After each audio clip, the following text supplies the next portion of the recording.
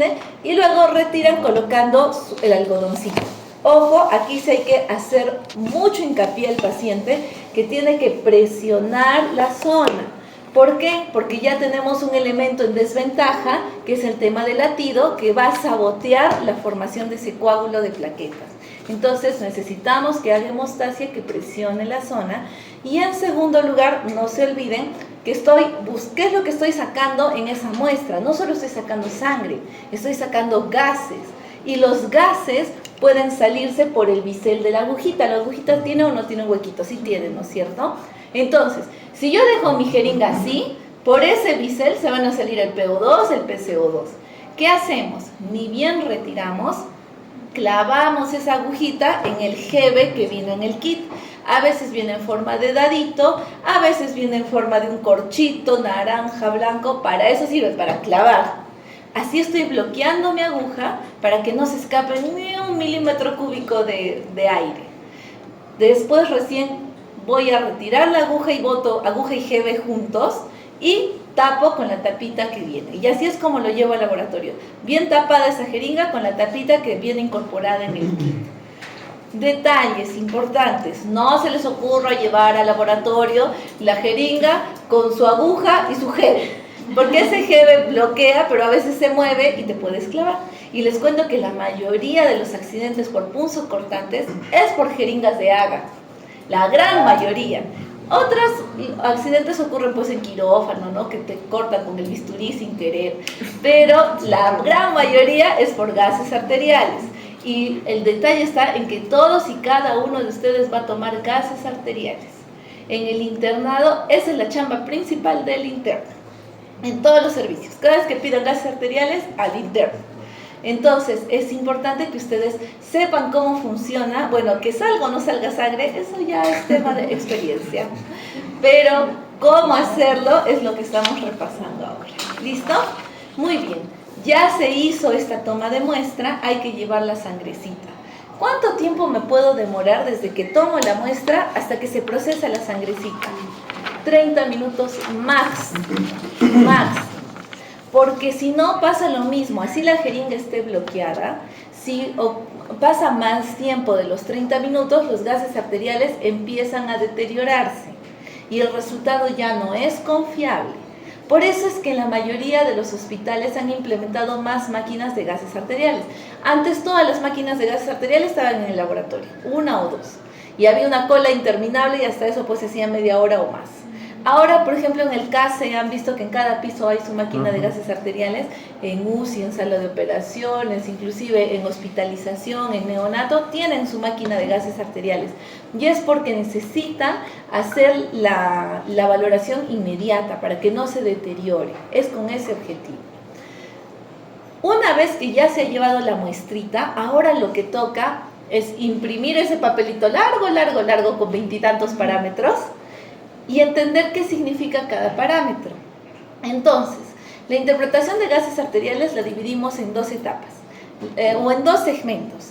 Un segmento es la interpretación metabólica, que de hecho lo vamos a tocar, pero muy superficialmente. La interpretación metabólica ya lo han visto que en nefro, que en semio, que en fisio. Hasta acá deben estar que primero se mira el pH, después se ve cómo está el bicarbonato, cómo está el CO2, para ver si está compensado o descompensado, y la verdad utilizo un par de fórmulas que tal vez no se las saben de memoria, pero si las repasan al toque las van a saber emplear.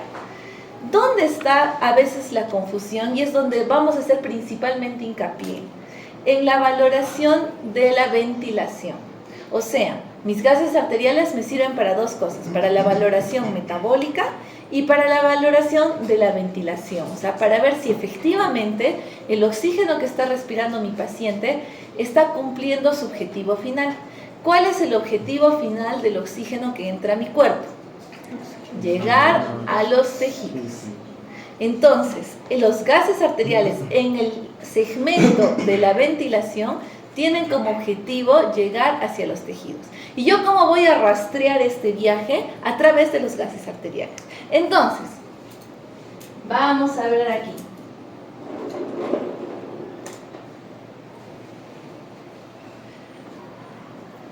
Le hemos dado un orden, una estructura para que sea más fácil. cuando se trata de interpretar los estudios que tienen 1.000.000 de parámetros, lo mejor es trabajar en orden. Así como se acuerdan en el antibiograma que hemos hecho pasito a pasito en el algoritmo, lo mismo es en los gases arteriales. Entonces, para entender cómo se trabaja, primero tenemos que acordarnos, querramos o no, de fisiología respiratoria. Entonces, el viaje del oxígeno desde el medio ambiente hasta mi último tejido se divide en 3 etapas. La primera etapa se llama captación de oxígeno.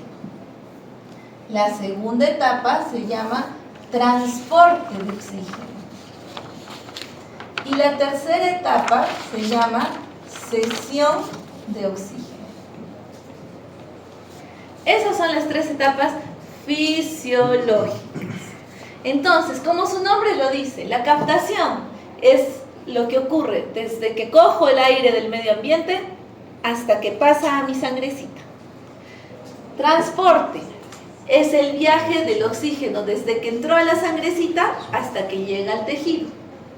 Y la cesión de oxígeno es la entrega del oxígeno de la sangre para el tejido que lo necesita. ¿Listo? Entonces, si yo tengo un pacientito con cianosis, o sea, con hipoxia tisular, puede ser que la falla estaba en el primero, en el segundo o en el tercero. Les voy adelantando que la gran mayoría de fallas, el 95-98%, es acá. Por eso cuando nosotros interpretamos gases arteriales, nos fijamos acá. Pero no cometamos el error de desestimar estas 2 opciones si esto está bien.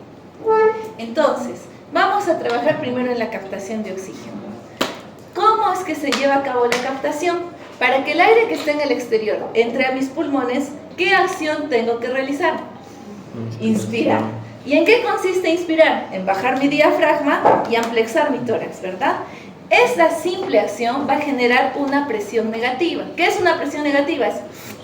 Exacto. Entonces, esa simple acción va a hacer que absorba el aire. Y el aire que entra a mis pulmones no solo tiene oxígeno. ¿Qué otras cosas tiene? Nitrógeno, CO2, vapor de agua, otros gases y demás. Pero yo me voy a concentrar en 2 elementos. Me voy a concentrar en el oxígeno y me voy a concentrar en el CO2. Entonces, vámonos acá. Aquí está mi alveolo. Aquí está la sangrecita, su capilar, que siempre el alveolo va pegado a su capilar. Eso es de toda la vida. Entonces, ha entrado. ¿Qué ha entrado? Ha entrado el oxígeno, ha entrado el CO2. La sangre que está transitando por acá también tiene oxígeno, también tiene CO2. Yo sé que se llama desoxigenada. Tiene poco, pero tiene. Entonces, ¿cuánto tiene de cada uno? Miren, vamos primero a ver lo que ha entrado. A nivel del mar, trabajando así a nivel del mar sin complicarnos aún la vida. Cuando entra el oxígeno entra con una presión, con una fuerza de 104. Y el CO2 entra con una presión, con una fuerza de 40. Entonces los dos entran con esa fuerza. Y acá, ¿quién los recibe? Los recibe un oxígeno con una presión de 40. Y acá los recibe un CO2 con una presión de 46. ¿Qué es lo que va a pasar acá? Acá pasa un enfrentamiento. ¿Han visto esas competencias de luchitas en las que el más fuerte le desplaza el brazo al otro? Ya, eso va a pasar acá. Entonces, hay un versus del oxígeno que proviene del medio ambiente contra el oxígeno de la sangre que estaba viniendo, de la sangre. Entonces, este oxígeno de 104 lucha con este oxígeno de 40. ¿Quién creen que va a ganar? ¿El de 104? ¿El de 40? 104. Entonces, la dirección que va a prevalecer es esta.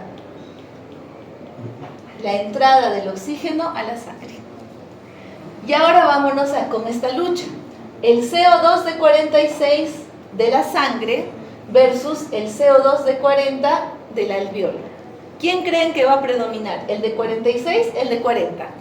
46. Entonces la dirección que va a predominar es esta. Se dan cuenta que por esta lucha, estas fuerzas, hace que el oxígeno entre a la sangre y hace que el CO2 salga al alveolo. ¿Y qué es lo que estamos observando acá? Estamos observando un intercambio. Uno está entrando y el otro está saliendo. ¿Eso cómo se llamaba? Hematosis pulmonar, el intercambio gaseoso. ¿Por qué se da este intercambio gaseoso? Por esa diferencia de presiones, por esa lucha. Entonces, uno pesa más que el otro, gana esa dirección. Otro pesa más que el otro, gana la otra dirección. Así es como se lleva a cabo y se concluye con la primera etapa, la etapa de la captación.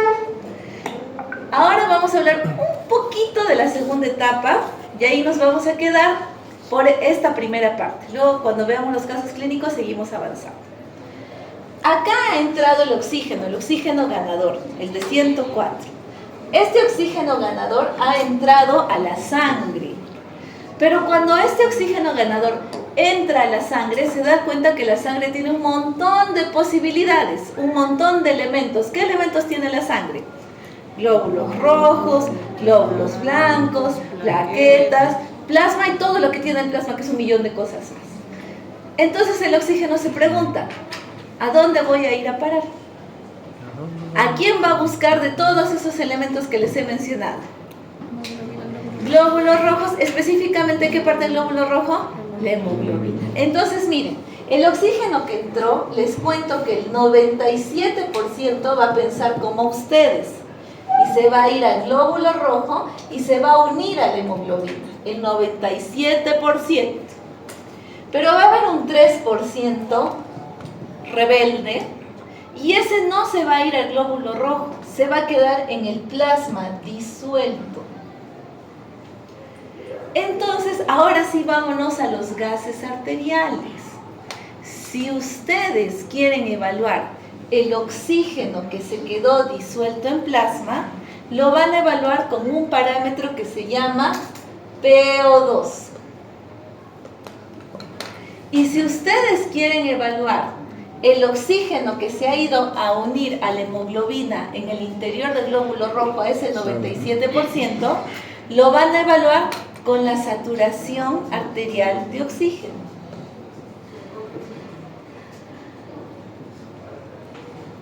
¿Ok?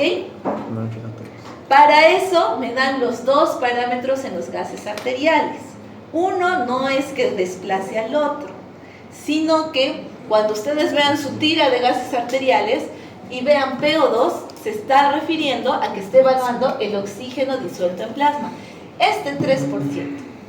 Mientras que la saturación arterial de oxígeno, no la periférica, no la del saturómetro, la que sale del lado, esa saturación está evaluando el oxígeno unido a la hemoglobina, el 97%.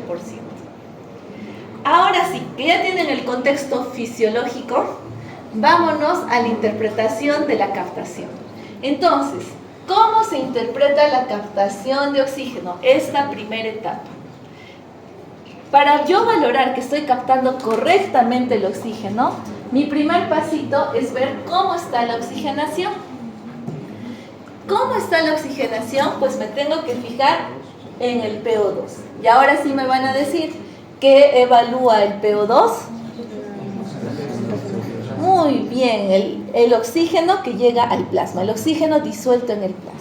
Entonces, si mi PO2 está bien, está dentro de lo normal, eso se conoce como normoxemia, o sea, hay una cantidad adecuada de oxígeno en el plasma. Pero si sale por debajo de mi punto de corte, a nivel del mar mi punto de corte es 80, si sale por debajo de 80, se conoce como hipoxemia. Entonces, de acá yo puedo sacar como resultado si hay una normoxemia o si hay una hipoxemia. Si hay normoxemia, se acabó, ya, ¿para qué voy a estar torturando a mi paciente? Ya está bien, ¿qué más quiero? ¿No es cierto? Por lo menos en el tema de captación, por lo menos en captación, después ya vamos a ver otros detalles. Pero si sale hipoxemia, significa que hay un problema en la captación. Algo está pasando que no está generando que pase el oxígeno del alveolo a la sangre. Entonces seguimos avanzando y vamos con la segunda pregunta. La segunda pregunta es el contexto de mi paciente. Mi paciente, ese oxígeno que está entrando a su sangrecita, poco o mucho que esté entrando, ¿Está viniendo por una respiración espontánea, o sea, del medio ambiente, o está viniendo por un tema terapéutico? O sea, está con cánula, está con Sunventuri, está con ventilación mecánica, porque eso es peor. Si no está entrando y todavía está con ayuda, ahí la cosa se pone peor. Entonces, necesito saber ese contexto. ¿Y cómo voy a valorar esto? Con el FiO2. ¿Qué es el FiO2? El FiO2 es la fracción inspirada de oxígeno, ¿no es cierto? El FiO2 normal, la fracción normal de oxígeno, es del 21%, ¿no es cierto? ¿Se acuerdan que les dije que el aire ambiente es un conjunto de gases? El 21% de esos gases es oxígeno. Entonces, mi FiO2 por una respiración espontánea es de 0.21. Pero si yo tengo dispositivos que me ayuden con esta oxigenación, entonces este valor va a cambiar. Este valor se puede calcular o no dependiendo del dispositivo que utilizo. Si estoy utilizando una Venturi, una mascarilla Venturi, o estoy en ventilación mecánica, facilito, veo, ahí me marca 0. Tanto, 0.5, 0.6, 0.8. Y ya está, ese es mi FiO2, no tengo que hacer ningún cálculo extraordinario.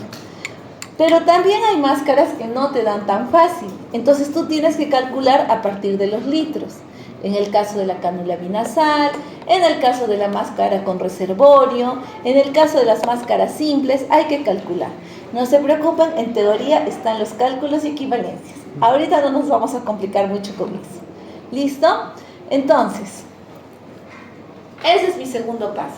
Ver cómo está el medio ambiente. O sea, si está obteniendo el oxígeno del medio ambiente o por un dispositivo. Tercer elemento que tengo que revisar, tercer pasito, ver la severidad. Acá, para llegar a este punto, tengo que constatar que mi paciente está en hipoxemia. Porque si no está en hipoxemia, ¿qué severidad voy a ver? Ninguna, ¿verdad? Entonces, si mi paciente está en hipoxemia, me fijo en el tema de la severidad. ¿Cómo voy a determinar la severidad? Gracias al PAFI. ¿Y qué es el PAFI? Es un cociente, es la división de este sobre este. Así de sencillo. PO2 sobre FiO2. Divido ambos y de acuerdo al resultado, yo voy a tener leve, moderada o severa la hipoxemia, dependiendo de lo que me dé el resultado. En un ratito vamos a ver valores, pero necesito primero que tengan una idea general. Cuarto paso. El cuarto paso me va a decir el tipo. Acuérdense, el tercero era severidad. El cuarto es el tipo, porque el tipo me va a ayudar a decir cómo tengo que actuar. El tipo de insuficiencia respiratoria se divide en tres. Tipo 1, tipo 2 y tipo 3. La 3 es la mixta. Tipo 1 es porque me falta PO2. Entonces acá tenemos tipo 1, tipo 2 y la mixta. Aquí es porque me falta PO2. Tipo 2 es que me sobra PCO2. Me sobra PCO2. Y la mixta es porque me sobra y me falta. Me falta oxígeno y me sobra CO2. Las dos juntitas. Entonces, acá ya me va orientando una conducta. Si me falta PO2, ¿qué sería lo más razonable que voy a tener que hacer? Aumentar el oxígeno. Y si me sobra CO2, ¿qué es lo más razonable? Tengo que barrer con ese CO2, ¿verdad? Entonces, eso ya me va a orientar hacia dónde voy a trabajar mi terapéutica posterior. Y lo último es ver la etiología. Entonces, miren, yo voy a ver esto y voy a decir, ok, tengo hipoxemia, ok, esta hipoxemia se está dando de forma espontánea, o esta hipoxemia, a pesar de que está ya con dispositivos de oxigenoterapia, no está mejorando.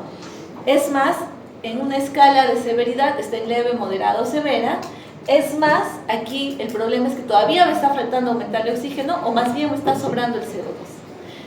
Pero ya he llegado a conclusiones generales. Me toca englobar todo esto a buscar el origen.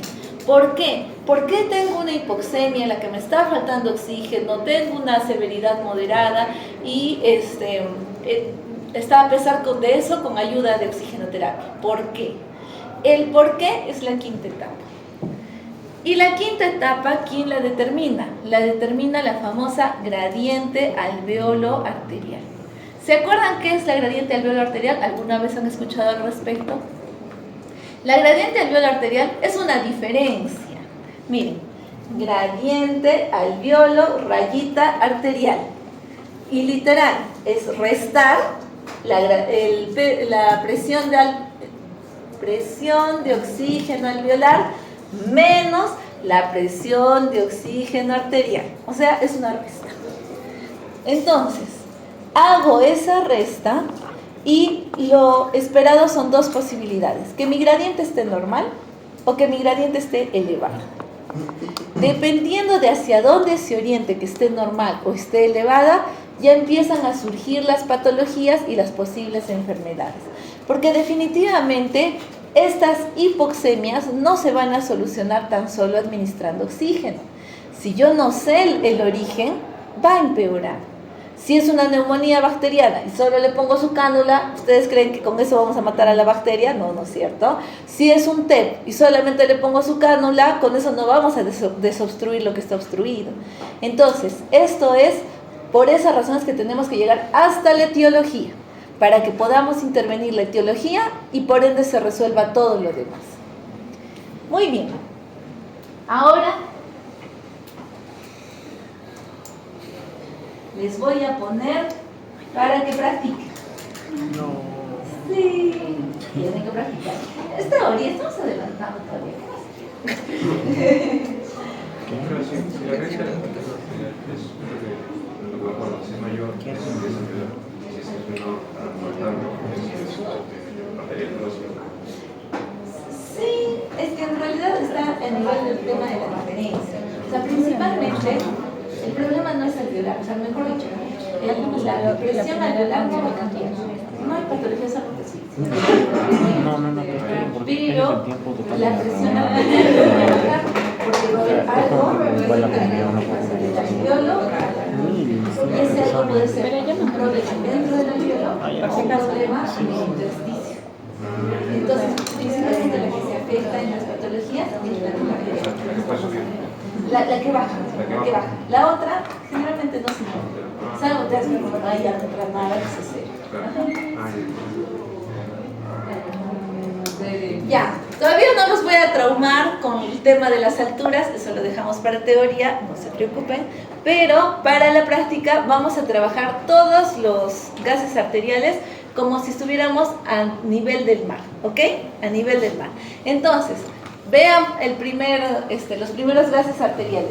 Aquí, en estos no hay gradiente alveolo arterial, así que nos vamos a quedar en el cuarto pasito.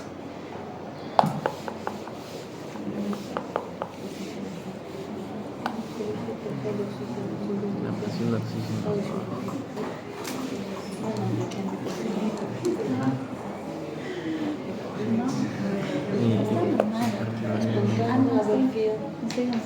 El pavo. Ay, no tienen los valores, ¿no? Les voy a dar los valores, espérense. Ahí está. Pero ahí está, doctora. Pero les falta de su PAFI. El PAFI menos de 150 estaba mal, creo. Les voy a pasar, tómenle fotos, así rapidito. Aquí está. Este es el PO2 normal. Ya, esos son los valores del PO2. Ahora, los valores del PO2 siempre se los voy a dar, no busquen equivalencias. Del PAFI, para que sepan cuándo es leve, cuándo es moderado y cuándo es severo. Luego, este es el tipo 1, tipo 2. ¿Cuándo se considera tipo 1? ¿Cuándo se considera tipo 2? Y por si acaso, para que tengan el tema de la gradiente alveolo arterial. Ay, no pasa. ¿Hasta dónde han tomado fotito? Ahí está, doctora. Solo falta lo último. Ah, ya, ¿falta el gradiente? Ya.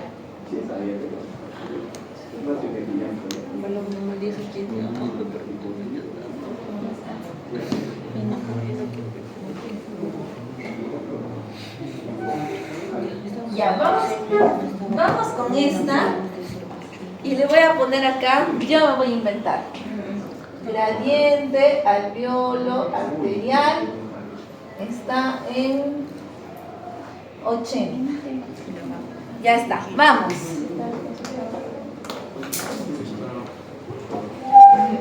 Todo, pasito a pasito. Y me dan su interpretación y su conclusión.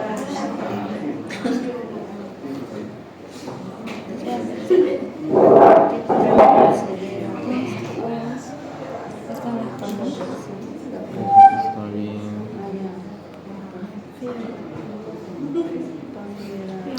0.8, arriba 0.8, está con 2 litros. No, está con 2 litros.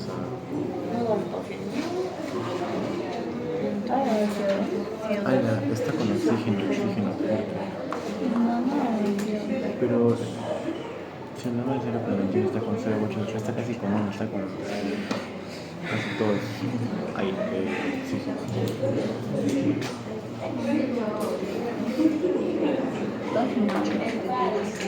Pero se hace.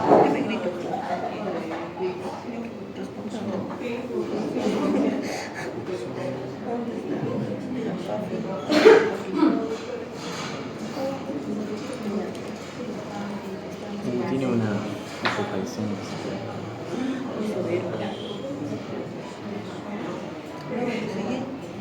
¿Ya cómo le lo ¿Listo? Ya, un minutito más. Está con oxígeno. Pero se puede hacer pues. Es la primera pelea de 57 entre 0.8.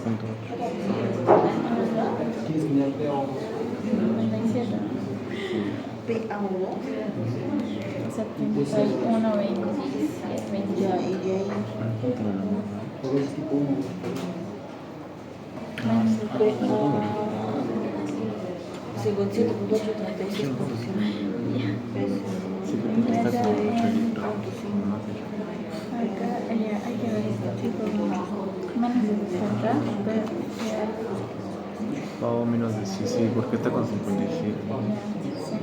Entonces es tipo 1. Sí, está con 57 puntos.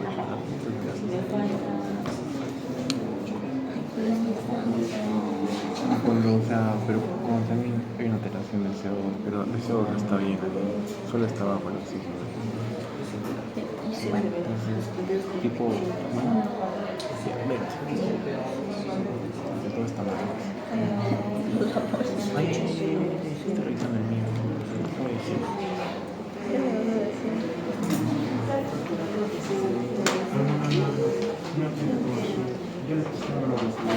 Me olvidé la guía que nos pidió.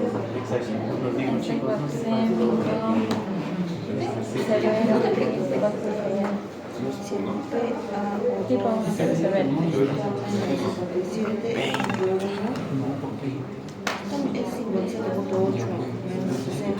menos de 60. Menos de 60 es normal. Más de 50. Tipo 2.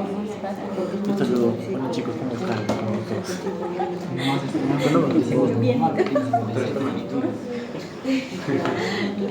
A ver, vamos a analizar el primer casito. Vamos, paso número 1. ¿En quién me tengo que fijar? PO2. A nivel del mar, ¿cuánto es mi punto de corte del PO2? 80. Menos de 80 es una hipoxemia, ¿no es cierto? Entonces, ¿en cuánto está su PO2? O sea, tiene hipoxemia. Vamos con la primera conclusión. Segunda, ¿en qué me tengo que fijar? FiO2. ¿Cómo está su FiO2? 0,80. O sea, ¿es espontánea? No, es terapéutica. Definitivamente es terapéutica. Se está recibiendo ya de por sí ventilación. 0,21 siempre es espontánea. Más es terapéutica. ¿Listo? Punto número 3. toca ver la severidad. ¿Con qué vemos la severidad? PAFI. Entonces, ¿qué tengo que hacer? Dividir, ¿no es cierto? ¿Qué divido? PO2, o sea, 57.8 entre 0.8. ¿Cuánto sale? 72.25. ¿En qué grado de severidad está? Severo. O sea, tiene una insuficiencia respiratoria severa. Ahora, ¿esta severidad a qué se debe? ¿A que le falta oxígeno o a que le sobra CO2? Veamos. Para eso, PO2, ¿cuánto es el punto de corte? 60. Si es menos de 60, hablamos de una insuficiencia respiratoria tipo 1. ¿Cuánto tenía? O sea, es tipo 1. Ahora veamos si es tipo 2. ¿Cuánto es mi punto de corte en el tipo 2?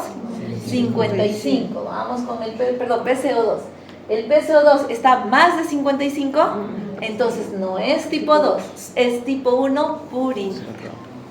Entonces, hasta acá, ¿qué conclusiones hemos sacado? Hemos sacado que está en hipoxemia severa tipo 1 y con ayuda terapéutica. O sea, a pesar de la ventilación que está recibiendo, está en hipoxemia severa. ¿Cuál sería nuestro comportamiento lógico hasta aquí? Hay que aumentar más oxígeno, ¿no es cierto? Hay que aumentar más oxígeno, o hay que buscar otros dispositivos que permitan que meta más, porque les sigue faltando oxígeno a pesar de lo que ya tiene. Muy bien. Ahora, el último pasito sería buscar la etiología. Y para eso yo me tendría que fijar en la gradiente alveolo-arterial. Pero lo vamos a dejar al caso clínico, ahí vamos a resolver eso, ¿ya? ¿Un casito más? Ya, vamos con un casito más. El último. Tú me confundes. Te digo algo. Si es que tiene ambas, es mixta. Mira, menos de 60 es tipo más de 55 PCO2 tipo 2. Si ambas tiene, es mixta. Ya, el primerito. Espérense. Sí, aquí está. 0.80.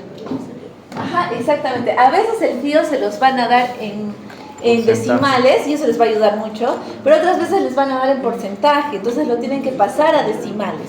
En este caso les están diciendo 80% de FIO, que vendría a ser 0.8, ¿ok? Igual el pavo estaba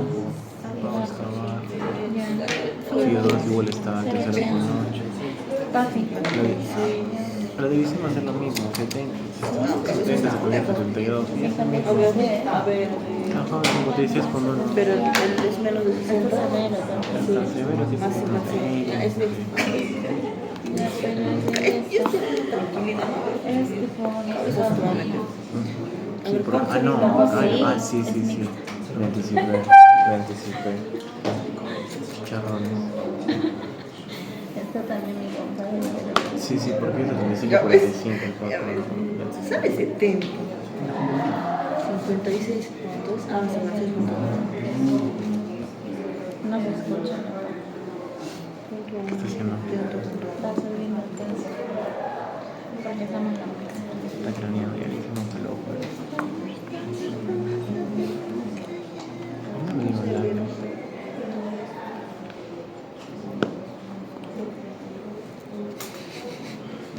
¿Qué más hacía? Ah, es mixta. severa. Tipo mixta. ¿Y qué más hacíamos? Nada más.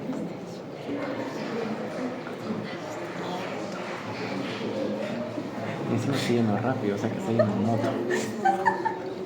Está sortiendo el tráfico. No creo.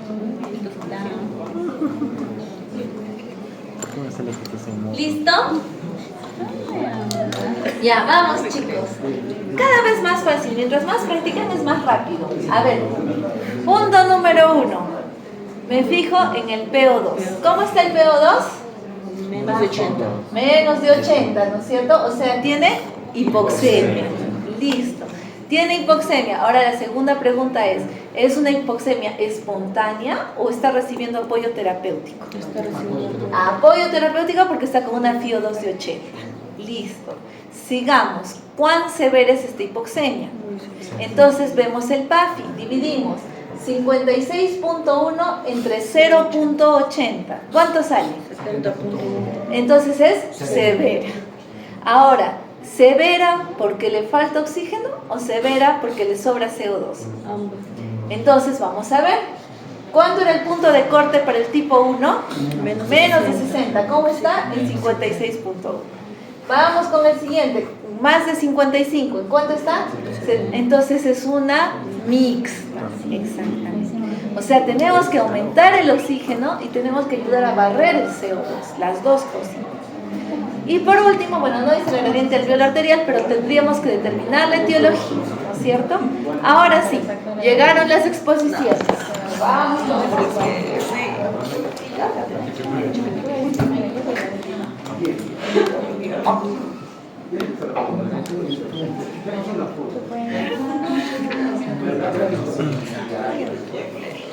Posar cátedra. Así nomás. Sin diapos como yo, plumón. Plumón, no. ¿Qué es eso? Mierda. Interesantísimo. Ah, no. ¿Cuál es el tema? Ah, aburrido. Con Rodrigo Armando. Listo. Comenzamos con neumonía grave por hipoxemia. Rápido, plumón, pero...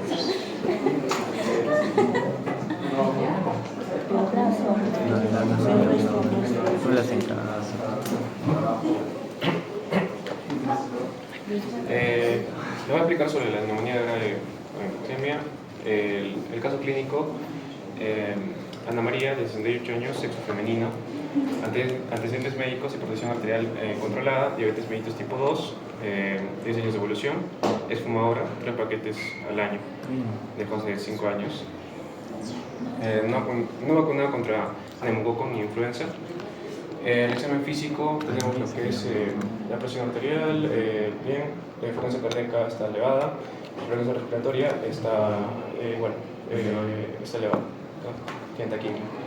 Saturación 85% del área de ambiente, estado general comprometido, uso de músculos accesorios, estertores crepitantes, envases pulmonares, pulmonar derecho, envase pulmonar derecho. Los resultados del laboratorio salieron 19.800 leucocitos, PCR de 220, hemoglobina 12.5, la glucosa igual está elevada acá, igual que el glucosito, la glucosa igual, la urea está igual elevada, el cultivo salió positivo para Streptococcus pneumoniae y el antibiograma salió acá, bueno, esta es su plaquita, ¿no? Que también vemos que concentrado en bases. Lo que vemos que hay resistencia a penicilinas, que es lo primero que tenemos que ver, ¿no? Muy bien.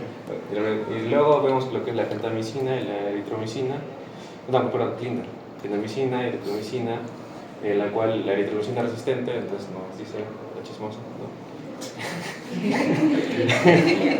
Que hay resistencia, entonces lo más probable es que le demos ceftriaxona, porque eso es sensibilidad. Ya, entonces, espera. Penicilina resistente. Muy bien, exacto. Entonces, cuando te fijas, quieres darle clindam y te sale sensible, pero te tienes que fijar en el chismoso que es y sale resistente. Entonces, ¿qué haces en ese caso? Muy bien. Y te salió positivo, o sea, en realidad es resistente. Ya, y ahora. Entonces, muy bien. Okay. Ya saben, para el miércoles, ya, de ahí voy a sacar la pregunta. El AGA salió, el pH estaba un poco elevado, puede ser alosis. El PCO2 está disminuido, igual, alcalosis respiratoria. El PO2 está igual disminuido, hay hipoxemia. El bicarbonato está dentro del rango.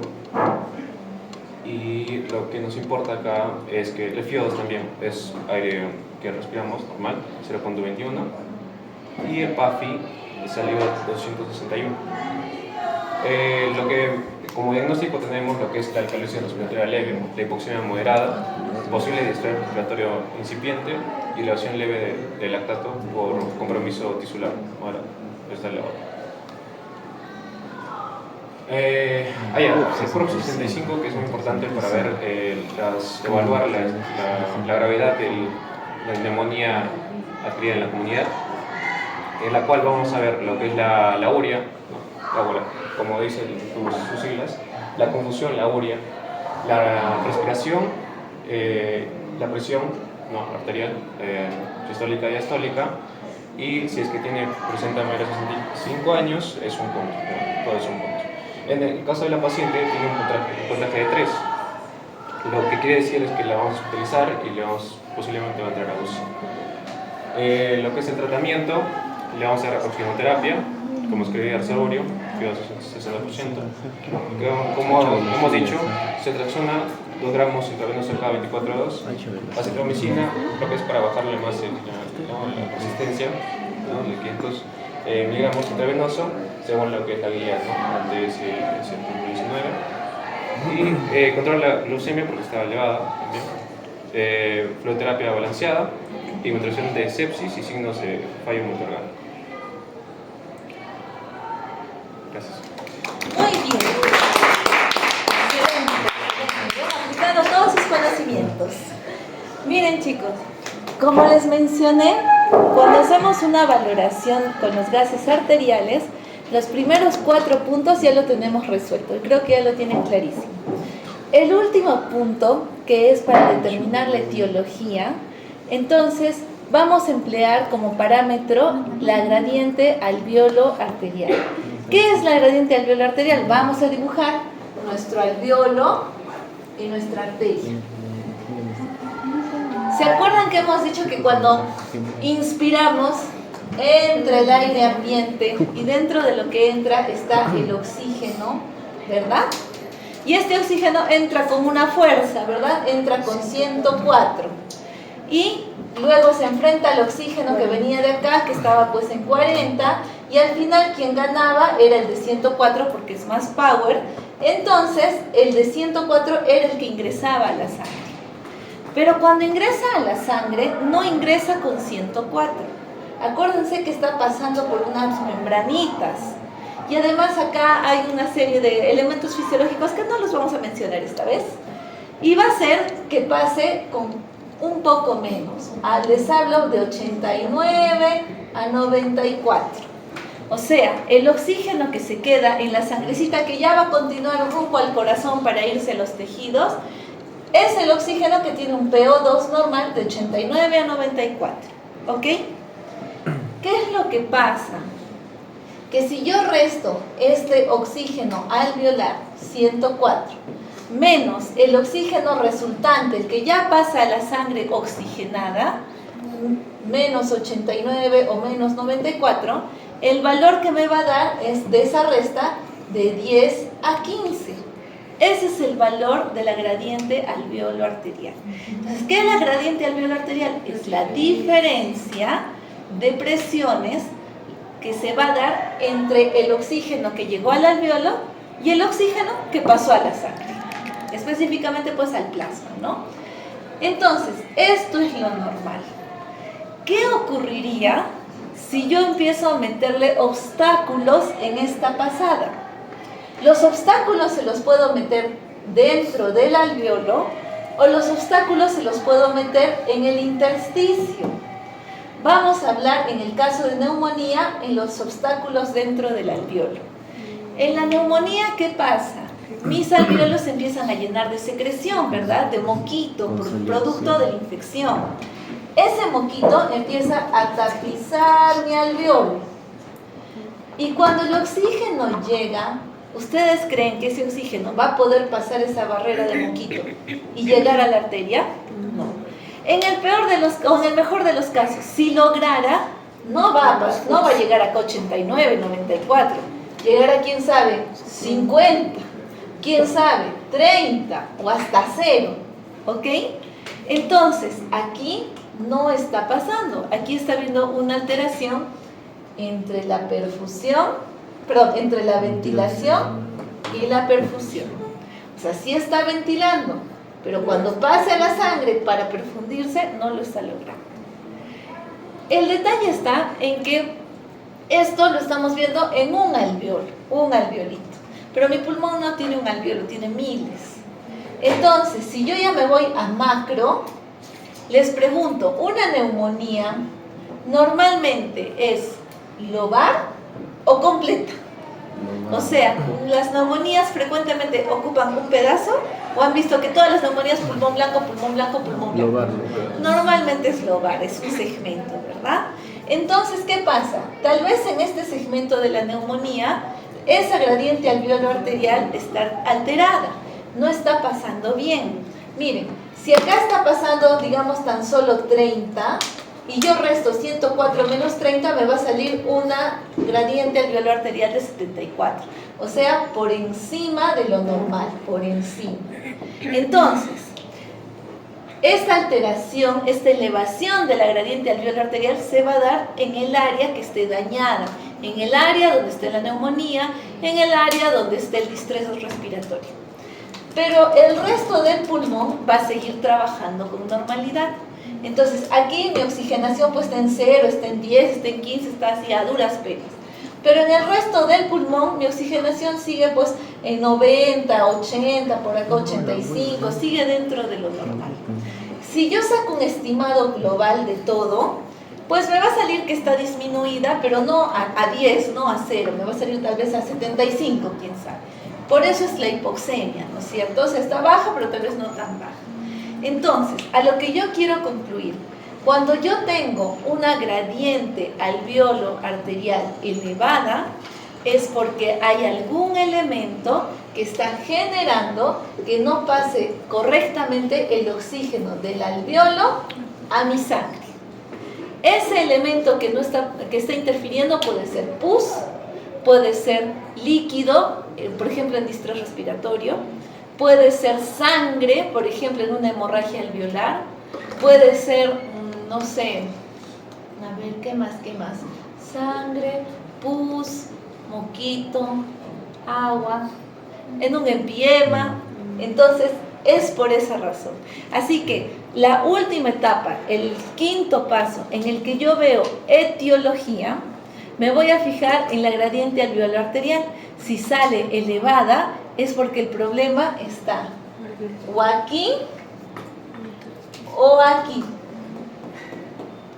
Si está aquí, es por un tema de perfusión, ventilación, que es lo que hemos visto. Si está aquí, ya es por difusión, eso ya lo vamos a ver en teoría con calma. Pero ahorita, abocándonos a neumonía, en neumonía lo que yo espero es que tenga mi gradiente alvéolo arterial alta, ¿ok? Y algo más que podría agregarles. En el caso de pulmón blanco, o sea, en el caso de que ya me toque una neumonía brutal, severa, y haya dañado todo mi pulmón, todo el pulmón, hasta el último alvéolo está tomado, entonces la sangre que está llegando al pulmón está recibiendo, ¿se está oxigenando? No. O sea, la misma sangre que está llegando está saliendo. Cuando la misma sangre que llega desoxigenada se va desoxigenada, eso se conoce como shunt. Por eso otra causa, otro origen de una gradiente alvéolo arterial elevada es un shunt, pero es raro. Lo más frecuente es que sea una alteración, ventilación, perfusión, como la que les acabo de mencionar. Es lo más frecuente. Shunt es cuando ya está al borde de la muerte. En COVID, ¿se acuerdan en la época de COVID? Que llegaban así fatales, ahí sí llegaban con shunts, ahí sí hemos tenido harto shunt, pero no es lo usual. Lo más frecuente es que sea lobar segmentaria y cuando les pregunto etiología es por una alteración, ventilación, perfusión. ¿Listo? Muy bien, vamos con el segundo. Vámonos con monóxido de carbono. Doctora, ¿y por qué había más ventilación perfusión en las bases que en los ápices? Ya, eso es otra cosa diferente. Ajá, pero porque hay bacterias que prefieren la base, porque hay más ventilación. Ya, no, nunca entendí. Es fácil, ¿saben por qué? Porque es por gravedad. Nada más. Miren, aquí tienes tus vasos. Ya, este es un vaso, este es un vaso, este es un vaso. Y acá tienes tus bronquios. Este es un bronquio, este es un bronquio, este es un bronquio. ¿Listo? Entonces, primero vamos con los vasos. ¿Qué llevan los vasos? Sangre, ¿no es cierto? Entonces, la sangre pesa y por gravedad, si tú viertes un líquido en un contenedor, Por gravedad, todo se ve para abajo. Por gravedad, aquí va a haber más sangre. Aquí más menos y acá menos. Porque escalar hasta acá le cuesta. Mientras que los gases es lo opuesto. Cuando entra el aire, si tú metes aire, generalmente el aire se va hacia arriba. Entonces acá va a haber más oxígeno, más aire. Acá más menos y acá menos, porque normalmente el aire no se va. Entonces, ahora te pregunto, ¿dónde hay más ventilación? O sea, ¿dónde hay más aire? En ápices. ¿Dónde hay más perfusión? O sea, ¿dónde hay más sangre? En las bases. Hay bacterias que son aerobias, o sea, que aman el oxígeno. Entonces, ¿dónde van a preferir? Donde hay más aire, como la tuberculosis. Hay bacterias que son más anaerobias, porque también hay neumonías anaerobias. ¿Dónde van a preferir? Es cuestión de gravedad. En fin, yo leí ese, ¿qué es eso? No entiendo. Y cuando digamos un paciente tenga un trombo, También aumenta, no, el trombo puede ser, depende. O sea, el shunt se refiere a la gravedad. Si me ocupó todo el pulmón, entonces, le voy a poner la diapositiva. Rapidísimo les pongo. Eso explicó el Siempre nombre de traigo la mis diapositivas de teoría porque hay dibujos bonitos.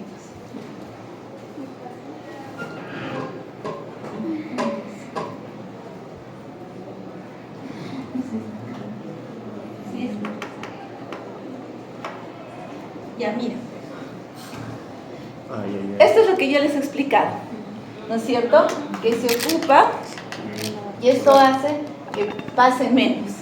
Entonces, acá sigue llegando 104, ahí no va a afectar. El problema es acá. Acá no está pasando los 89, los 90, pongámosle el promedio. Sino está pasando 70 y demás, y por ende la diferencia aumenta. Pero también podría ser la opción que el problema no sea dentro del alveolo, sino sea en el intersticio, en el espacio que hay entre el alveolo y el vaso, porque no está pegado. Ahí siempre hay un intersticio un poquito. Entonces, ¿qué cosas pueden ocupar el intersticio? La fibrosis pulmonar, la silicosis, la antracosis, la neumoconiosis. Entonces, eso puede afectar el intersticio. Y llega al alveolo chévere, sale del alveolo chévere y se cruza con fibrosis. Entonces, ¿ya pasa menos o no pasa menos? También aumenta la gradiente alveolar arterial.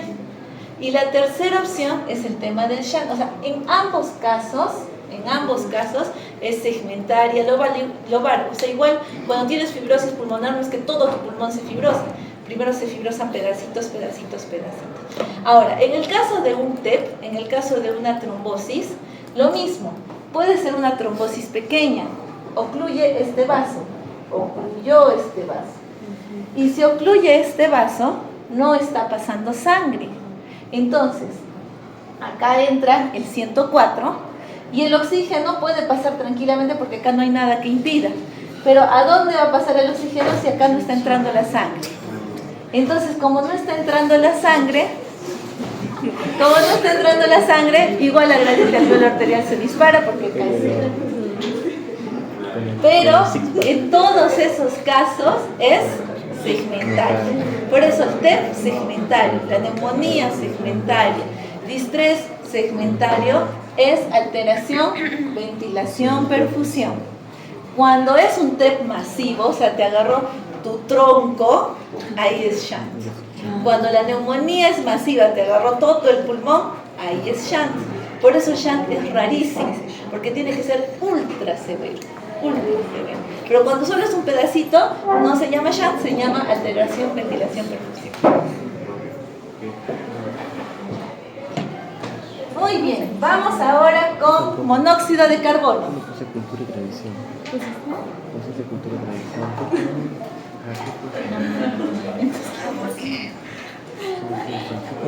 Buena observación, Frank. La boca. Buena observación, Frank.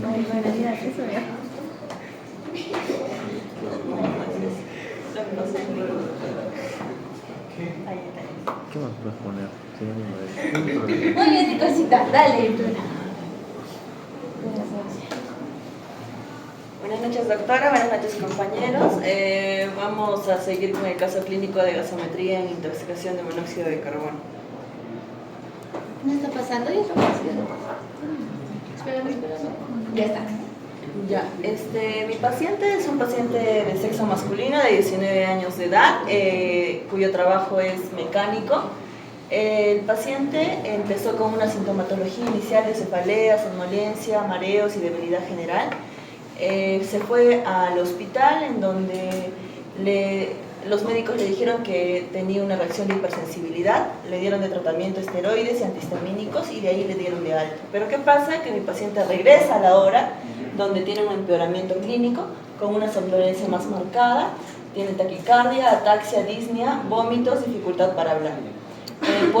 Por estos motivos es que es referido al hospital militar.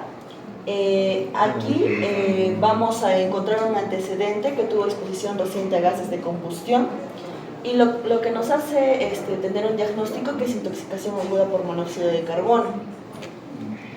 Se le tomó un examen físico donde había movilidad vesicular globalmente disminuido, taquicardia, presión arterial dentro de los valores normales, un lenguaje tropeloso o entorpecido, una prueba de Rumberg positivo, lo que nos da indicio de una alteración neurológica. Se le tomó una gasometría donde vemos la presión de oxígeno de 145 milímetros de mercurio, que está elevado, un pH de 7.35, un PCO2 de 44 milímetros de mercurio. ¿Por qué creen que la presión de oxígeno está elevada?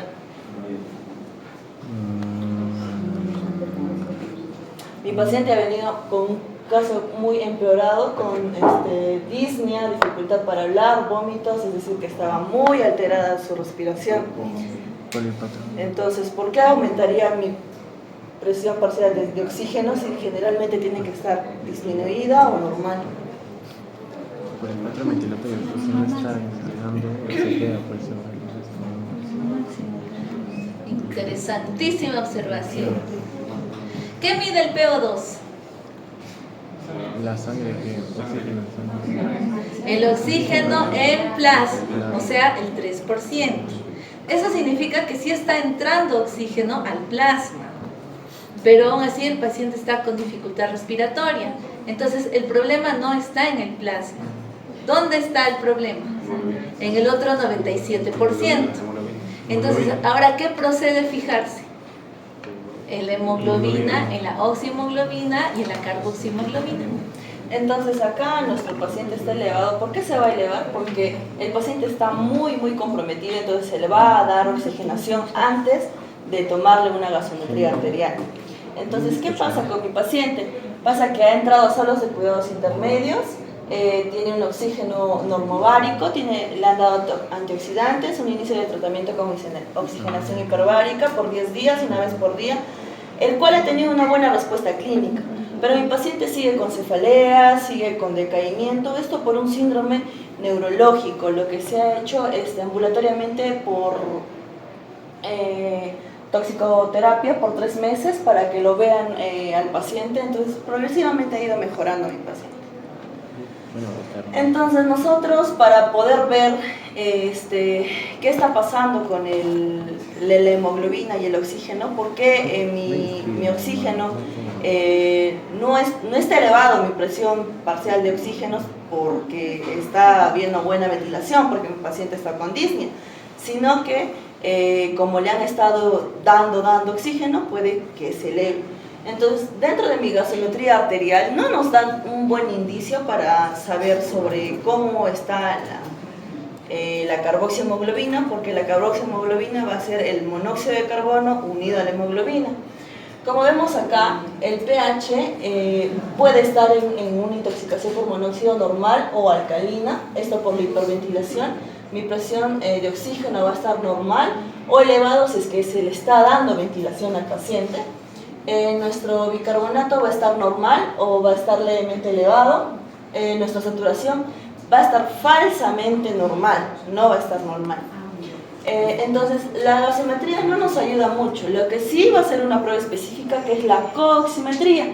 Esta nos va a medir los tipos de hemoglobina, como es la oxihemoglobina, la carboxihemoglobina y la metahemoglobina. La que vamos a observar va a ser la carboxihemoglobina, ya que se va a elevar en esta intoxicación con monóxido de carbono. Los valores normales de esta carboxihemoglobina, generalmente en no fumadores menos del 3%, en fumadores menos del 10%. Cuando ya se da la intoxicación por monóxido de carbono, va a estar entre el 20 y 25%, esto nos va a indicar una intoxicación moderada grave, y en casos severos más del 40%. Otras pruebas útiles va a ser la electrocardiograma, donde vamos a encontrar la taquicardia, una isquemia en casos graves, en una resonancia magnética cerebral. Si los síntomas neurológicos persisten en nuestros pacientes, podemos observar lesiones por hipoxia. El lactato elevado nos puede sugerir una hipoxia tisular, una radiografía de tórax para poder descartar otras patologías de la disnea, ¿no? Entonces, aquí he traído un cuadrito donde el monóxido de carbono va a absorberse muy rápidamente en los pulmones y va a estar en la circulación. Generalmente el monóxido de carbono tiene una afinidad, una adherencia de 240 hasta 300 veces mayor que el mismo oxígeno hacia la hemoglobina. Por ende se va a formar la carboxihemoglobina, lo que nos va a dar una hipoxia y una isquemia. Este monóxido de carbono también se va a unir a otras proteínas, como la mioglobina muscular y la mioglobina cardíaca, lo que nos conduce a una injuria al miocardio, una hipoxia y mala perfusión. Eso también se va a unir o va a degradar a ácidos grasos insaturados, donde va a haber desmielinización reversible del sistema nervioso, lo que ocurrió con mi paciente. También va a liberar óxido nítrico en dos casos, en las plaquetas y en el endotelio, lo cual va a haber una lesión de reperfusión típica y síncope. También va a favorecer la adhesión leucocitaria en la microvasculatura sanguínea. Va a haber una falta de reconocimiento del PBM y esto nos va a dar una reacción inmunológica. Acá va a haber un daño celular directo con el citocromo A3. Acá se va a unir el monóxido de carbono al citocromo C oxidasa, lo que va a impedir la respiración celular y síntesis de ATP. Esto va a favorecer una acidosis láctica, si es que no se mejora, muerte celular, y si no, una disminución del metabolismo oxidativo. Muy bien,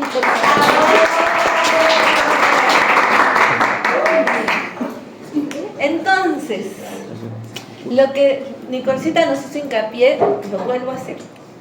Hemos dicho que el viaje normal del oxígeno se da en 3 etapas, ¿no es cierto? La primera era captación del oxígeno, y lo que hemos hecho, lo que hemos revisado hasta neumonía, era el tema de captación de oxígeno. ¿Cómo se evalúa? Se evaluaban con estos 5 pasitos. Luego viene el transporte de oxígeno, y el transporte de oxígeno, como les mencioné, se da el 97% ligado a la hemoglobina y el 3% disuelto en el plasma.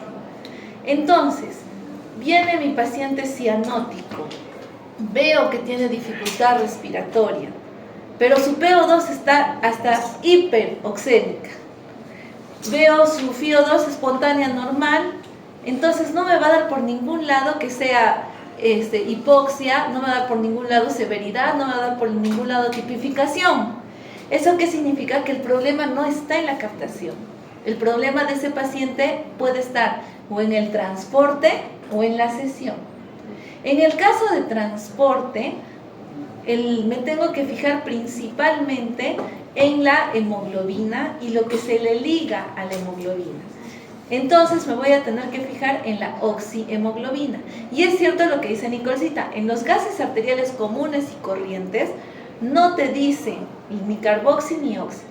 Pero en la pandemia, si algo bueno hemos sacado, ha sido el perfeccionamiento de los gases arteriales.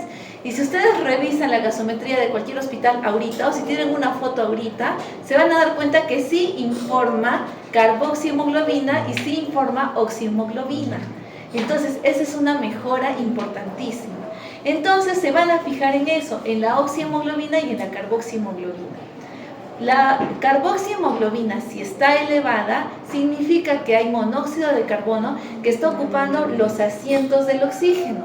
Normalmente esos asientos son ocupados por puro oxígeno, por eso la oxihemoglobina es altísima.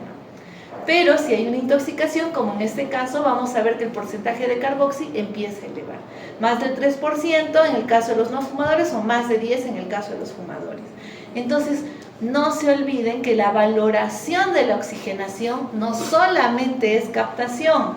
A veces solo nos centramos en eso. Y está bien, la mayoría de patologías es por problemas en la captación, 90 y tantos %. Pero si no es, mi siguiente pasito es fijarme en el transporte. ¿Y de quién va a depender el transporte? Tanto de la oxihemoglobina como la carboxihemoglobina. Y bueno, ahí vienen variantes como las hemoglobinas por el exceso de la fetal, el exceso de la A2 o el tema de la methemoglobina. Pero eso ya lo veremos. Hay interpretación 2. No, mentira, no hay interpretación 2. Pero más o menos para que tengan una idea. Nada más es más raro lo otro. Listo. Vámonos con la siguiente. Toca ahora de cetoacidosis. Muy bien. Tiene su mano. Excelente. Ya, continuando con gasometría. ¿Dónde te vas pasando? Para abajo. Con gasometría y cetoacidosis diabética. Varón de 68 años, fumador de 30 paquetes al año, con antecedentes personales de obesidad, diabetes tipo 2 y presión arterial. Ha consultado al servicio de urgencia por cuadro de 4 días de evolución caracterizado por polidipsia, poliuria y polifagia. Luego también presentaba pérdida ponderal de 5 kilogramos, aproximadamente un mes y medio. En la exploración física se ha destacado lo que vendría a ser la ictericia, la sequedad mucocutánea, el dolor a la palpación, epigastrio, hipocondrio y sin presencia de irritación peritoneal. Luego en cuanto a los analíticos, en el hemograma se fue normal, se ha destacado lo que es la glucosa, y se ha pedido la bilirrubina, el aspartato y la alanina, y lo demás, la lipasa, el sodio, el potasio, el magnesio, la proteína C reactiva están normales. En la prueba de orina se ha revelado la glucosa 3 cruces y los cuerpos cetónicos en 4. Respecto a lo que es la gasometría, el pH está bajo, el PCO2 es normal y el bicarbonato está bajo. Con lo cual, adicional a ese caso, se le había hecho una radiografía también y salía normal, pero igual han llevado el diagnóstico con los criterios de cetoacidosis diabética. Se ha iniciado tratamiento con bolo de insulina rápida, seguido de bomba de perfusión de insulina y seroterapia con solución salina isotónica. Muy bien, excelente. Entonces, como les mencionaba, el tema de cetoacidosis diabética, sí lo hemos hablado en su momento cuando hicimos diabetes, ¿se acuerdan? Aquí sobre todo yo quiero orientarme al tema de la gasometría. Entonces, que también es ampliamente conocido, pero como es tan frecuente tenemos que recordar. En una cetoacidosis, acuérdense que la gasometría me sirve para ver parámetros de oxigenación, que es lo que hemos visto hasta hace un rato, y parámetros metabólicos. Entonces, la valoración metabólica en una gasometría arranca viendo el pH. En una cetoacidosis, como bien dice acá, está excelente, el pH es bajo. Entonces, ante un pH bajo, alterado, yo tengo que preguntarme, ¿será metabólico o será respiratorio? Ese es el segundo pasito, ¿verdad? Entonces, si es metabólico, vamos a ver acá. Si es metabólico, me tengo que fijar en el bicarbonato. Si es respiratorio, me tengo que fijar en el PCO2. Entonces, en el caso de una cetoacidosis diabética, el origen es metabólico. Entonces, ¿qué es lo esperado? ¿Cómo va a estar mi bicarbonato? Bajo. Y aquí está, bajo. Tercer puntito, tengo que fijarme si está compensado o no está compensado. La compensación va a depender, la verdad, de algunas fórmulas para determinar exactamente, pero a grosso modo, sin complicarnos, por razonamiento. Si mi acidosis es de origen metabólica, mi cuerpo ¿con qué va a buscar compensar? Con lo otro. ¿Qué es lo otro? Con lo respiratorio. Entonces, en una cetoacidosis diabética, ¿cuál va a ser la compensación? Aumentar mi respiración, respirar más rápido y profundo. ¿Cuál es el objetivo de este patrón respiratorio? Barrer el CO2. Y si yo bajo mi CO2, de alguna forma puede elevarse un poquito ese pH, ¿verdad? Por eso es que la cetoacidosis diabética, ¿se acuerdan que estaba fuertemente asociado con la respiración de Kussmaul, que es rápida y profunda, porque esa es la compensación de respiración de Kussmaul, ¿no es cierto? Listo. Y por último, para corroborar el origen metabólico, el último pasito es fijarme en el famoso anion gap. En el caso de una acidosis metabólica, el anion gap normalmente va a estar elevado. Actualmente la gasometría me da el anion gap, ni siquiera lo tengo que calcular. Ahí me da. Si sale más de 12, corroboramos que es metabólica y ahora sí nos ponemos a pensar etiologías de acidosis metabólica. La más frecuente, la cetoacidosis diabética. Entonces ahí ya vemos otros parámetros esperados para una cetoacidosis, la hiperglicemia, buscamos cuerpos cetónicos en orina, ¿verdad? Pero todo parte de mi gasometría. ¿Listo? Ahora terminemos con tuberculosis. Tuberculosis es facilísimo, rapidísimo. Yo les voy a hablar rapidito de la tuberculosis pulmonar, que es la más característica, y luego hacemos la tuberculosis ósea.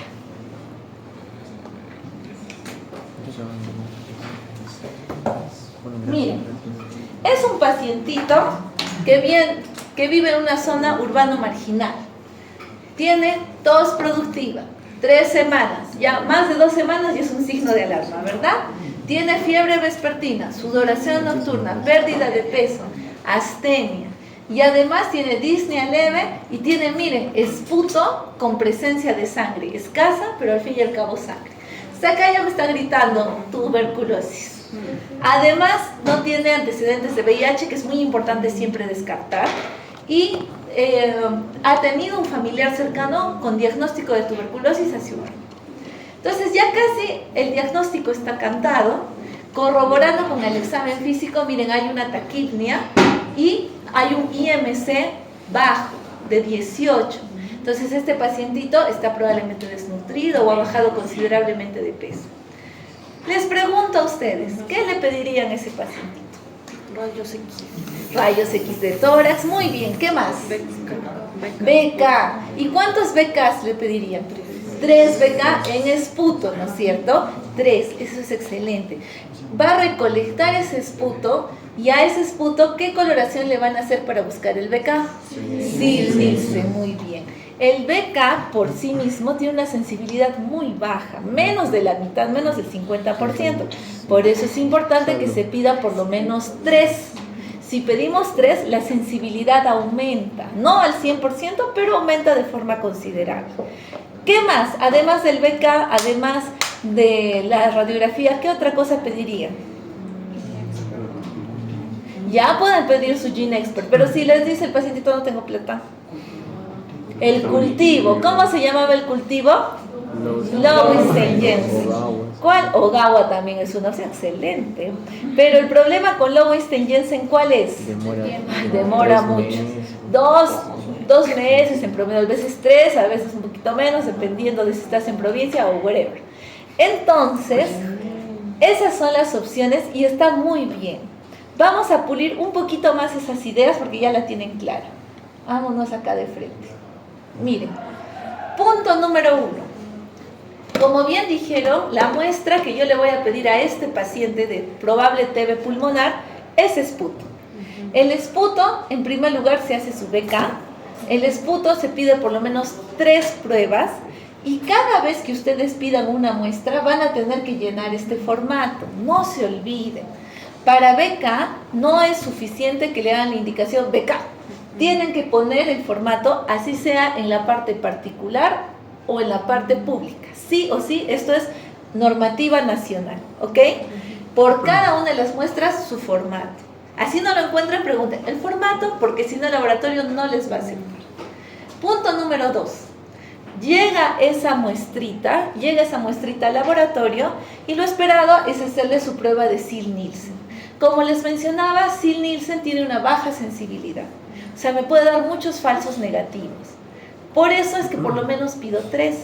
Y si pido 3, miren, la sensibilidad aumenta dependiendo del origen de la TB. Si la TB ha formado cavidades, pues hasta 90% puede ser esa sensibilidad. Si es que la TB ha formado infiltrados, baja a 80%. Y si es que es de procedencia de nódulos, peor todavía, menos del 50%. Si es efectivamente positivo el paciente, no solo me van a informar positivo o negativo, me van a informar cuán positivo es. 1 cruz, 2 cruces o 3 cruces. Yo sé que esta información más es de competencia de laboratorio.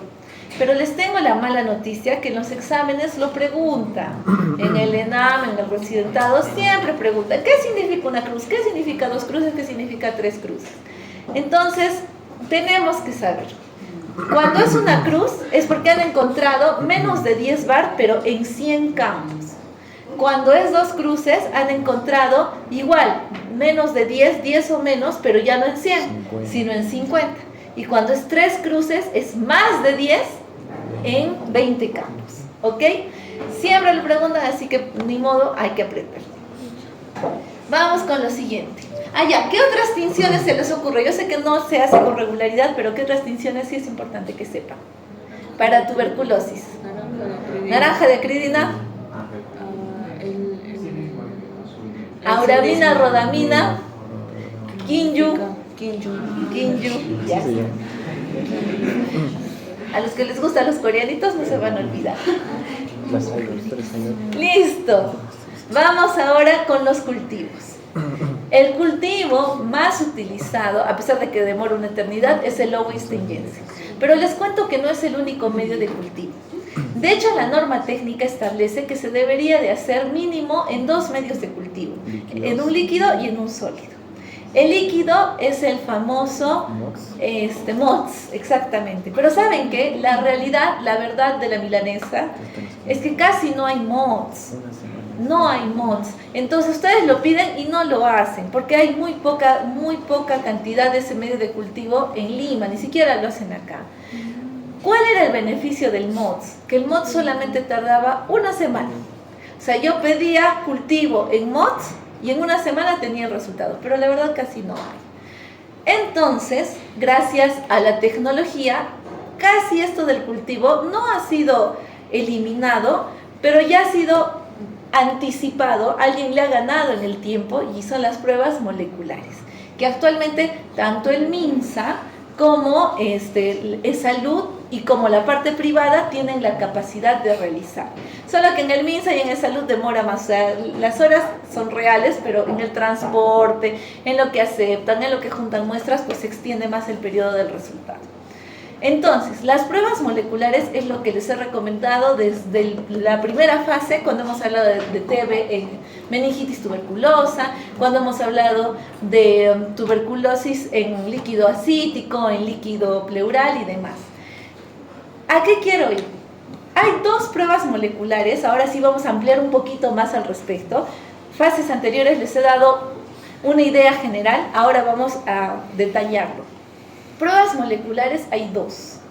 Una es la que ya conocen, que le hemos mencionado un montón de veces, GeneXpert. Y la segunda es el Genotype, exactamente. Ambos usan la metodología del PCR.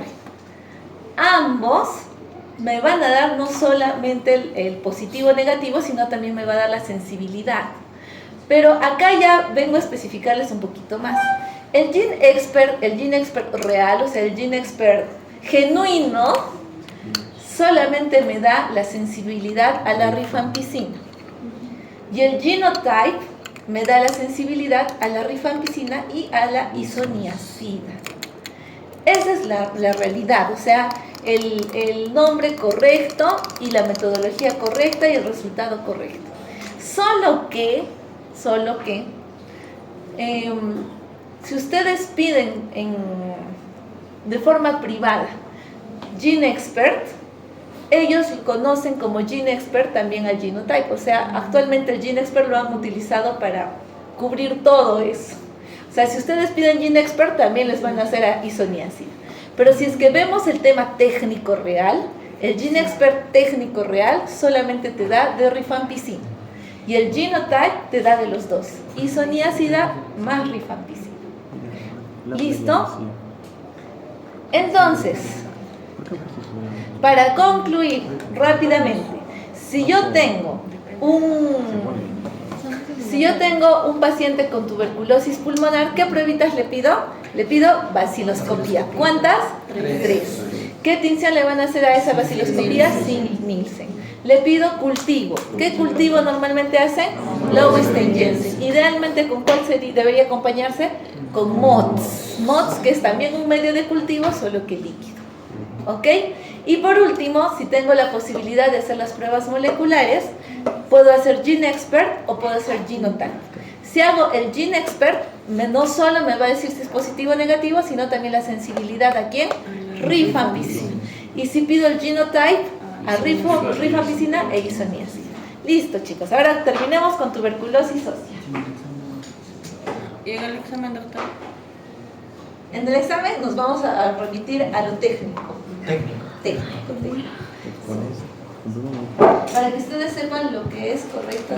Ya, el criollismo de la calle también ya lo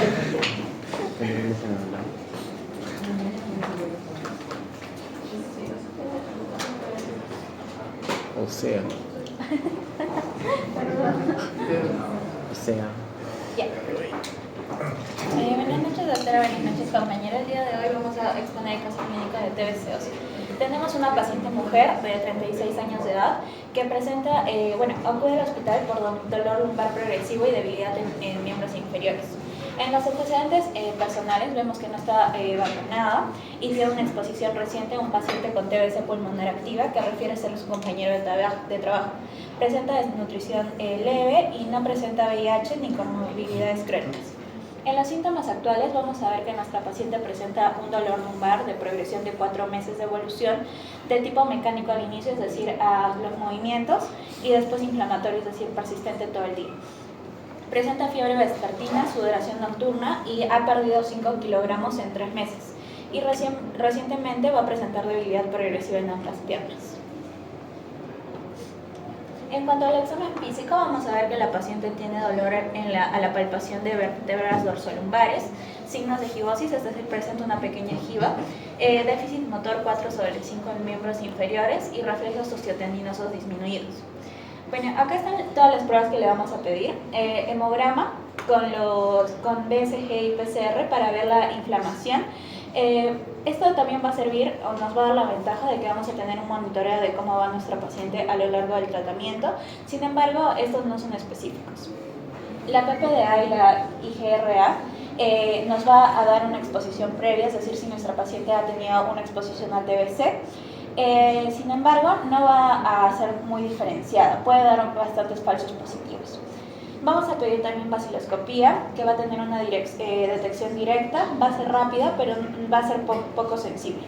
En cuanto al cultivo, vamos a ver la confirmación y la sensibilidad de nuestra cepa. Va a ser muy específica, sin embargo, nuestra limitación va a ser que va a tardar muchas semanas. Luego vamos a tener el GeneXpert y el PCR va a ser un diagnóstico rápido de alta sensibilidad y puede fallar si hay poca carga viral. Y en cuanto a la histopatología, vamos a tener un diagnóstico anatómico con confirmación, sin embargo requiere biopsia, es decir, es un método invasivo. En cuanto al laboratorio, vamos a ver que nuestra paciente está con los leucocitos en 9000, hemoglobina en 10, presenta una anemia normocítica normocrómica que también va a apoyar nuestro diagnóstico de inflamación crónica con BSG y con PCR elevado. Ahora vamos a pedir la PPD, o también conocido como Mounttox, que va a salir positiva con una duración de 14 milímetros en 72 horas. La IGRA, que va a identificar cuantiferón, que también va a salir positivo. En cuanto a los estudios de imagen, vamos a pedir una radiografía de columna dorsolumbar. Vamos a ver un colapso en los espacios intervertebrales del D11 y el D12. Y vamos a ver lesiones líticas con destrucción parcial de cuerpos vertebrales y una disminución del disco intervertebral. En cuanto a la resonancia magnética, vamos a ver que hay abscesos paravertebrales y epidurales. Va a haber realce de los cuerpos vertebrales con destrucción ósea y compresión medular, por lo cual va a haber un riesgo neurológico.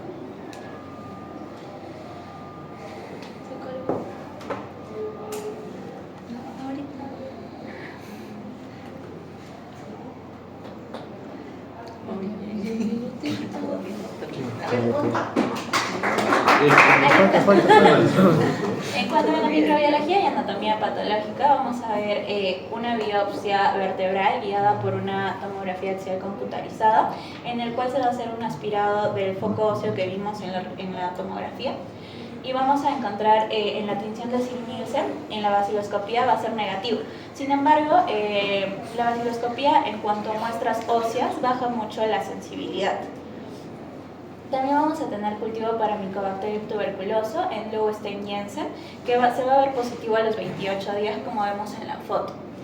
Y luego el PCR con GeneXpert, que va a salir positivo y no va a ser resistente a rifampicina. En cuanto a la histopatología, por biopsia vamos a ver granulomas calcificados, células gigantes tipo Langhans y necrosis central, por lo cual vamos a tener una confirmación de espondilitis tuberculosa, o también conocida el mal de Pot, que va a estar confirmada tanto por el cultivo y el PCR de aspirado óseo, y vamos a tener compromiso neurológico incipiente en la paciente.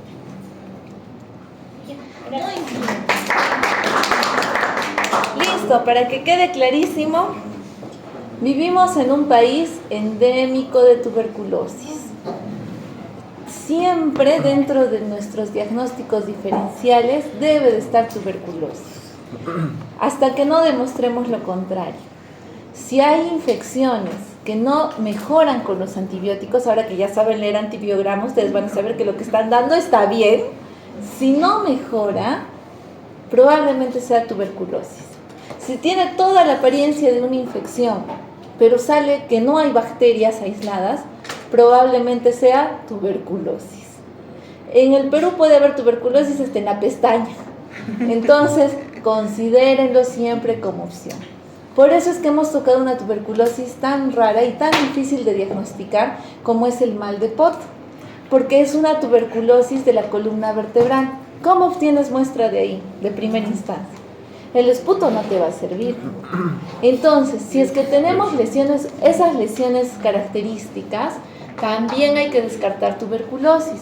Por eso es que en el caso de Jimenita al principio utilizaron métodos indirectos, el tema del cuantiferón, el tema del PPD, que normalmente no se usa, pero no había otra forma de abordarlo de primera instancia. Y ya con el PPD y el cuantiferón que habían salido aparentemente positivos, es que recién se hizo la corroboración. Y en esta corroboración inevitablemente ha tenido que ser invasiva, han tenido que tomar una muestra y de la biopsia y del tejido obtenido han hecho los estudios correspondientes. Pero nunca desestimen la tuberculosis. Muy bien, chicos, hemos terminado las prácticas. Ha sido un gusto volver a